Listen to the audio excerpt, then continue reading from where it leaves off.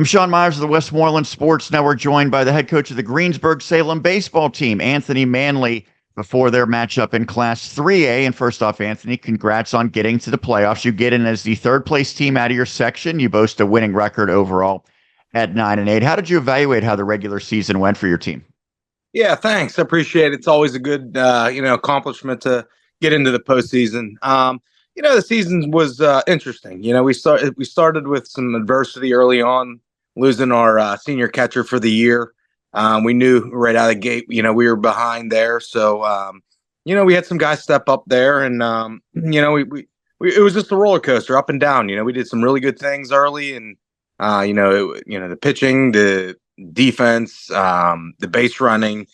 We couldn't just put it all together there early on, and we kind of just struggled through and continued to grow and learn. And fortunately, we're starting to play some pretty good baseball here towards the end run here.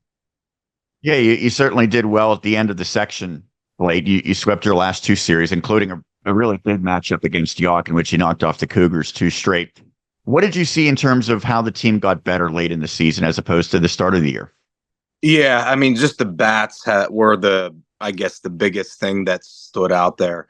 We were pretty aggressive at the plate, putting balls in play, and we knew that our guys could hit. We just we saw pieces of it early, but they put it together, collectively, 1 through 9, 1 through 10. Whatever that may be. But, they started really putting the ball in play and scoring some runs, which we knew they had in them. You mentioned the big injury. That's DeMary, correct? Yeah, no DeMary. And then, we second to last week, we lost Grant Smith, a senior leader, first baseman, which was, certainly stings. So you're down a couple seniors. You have a few other guys. Noah Outley in particular comes to mind. How much do you lean upon those guys, whether they be seniors or maybe even juniors who have a lot of varsity experience now that you get to the postseason and it is a little bit different of an environment? Yeah, the postseason, being in the playoffs last year, there's a lot of guys back from that team and they had that experience.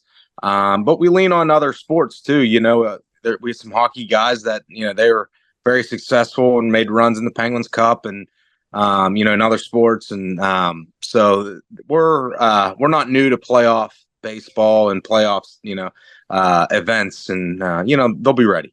They'll be ready. So third place finish in the section, you get the number 10 seed in the bracket, meaning you go against number 7 Avonworth. How did the 10 seed align with what your expectations were heading in? Yeah, I mean, that's the seeding's that's out of my control, out of our control. So we can't control it. And the only thing we can't control is how we prepare and how we, go out there and play the game. And, it is what it is. The seeding's all, every year you just hold your breath, see what happens. But again, that's one of those uncontrollables. And, we just, we can control what, we do and how we prepare and get ourselves ready for the first round here.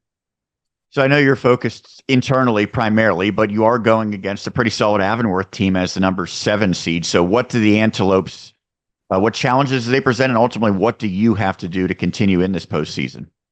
Well, yeah, I mean, Avonworth is obviously they're a playoff team. They're going to be very good. They are always well coached. Just from the information that I've received and watched and heard. They're obviously a very good team, one of the best teams in 3A. But it falls back if we're going to be successful and make a run. It boils down to what we do. If we throw strikes, we field the ball and put the balls in play, get those timely hits. That's what matters, and that's the primary focus. Obviously everybody's going to be good at this point in the game, and we had a little tune up with Latrobe on Thursday. It was good to see some pretty good arms there with good tests.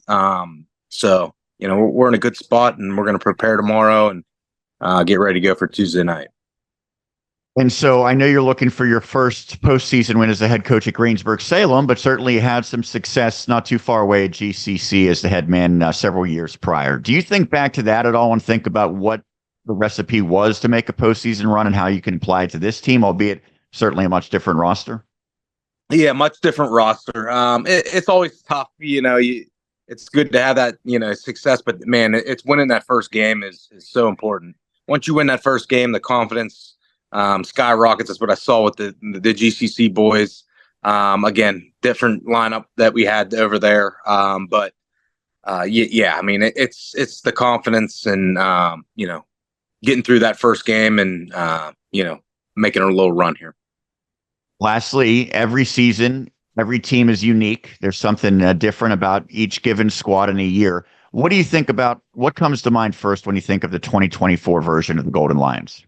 Gold Lions, we're playing pretty good baseball right now, and that's something, maybe at the end of last year, a little bit different. I don't know if we were playing our best. Obviously we lost to York there for the section title, but I see us this year swinging the bats really well, playing our best defense, and our pitching staff's coming around. Some of our veteran guys are more consistent on the mound and getting the results that we want to see. So it's really good to see. And at this point in the year, we preach it. It's not how you start; it's how you finish. And right now, we're rolling pretty good, and feel really good, and we're ready to go.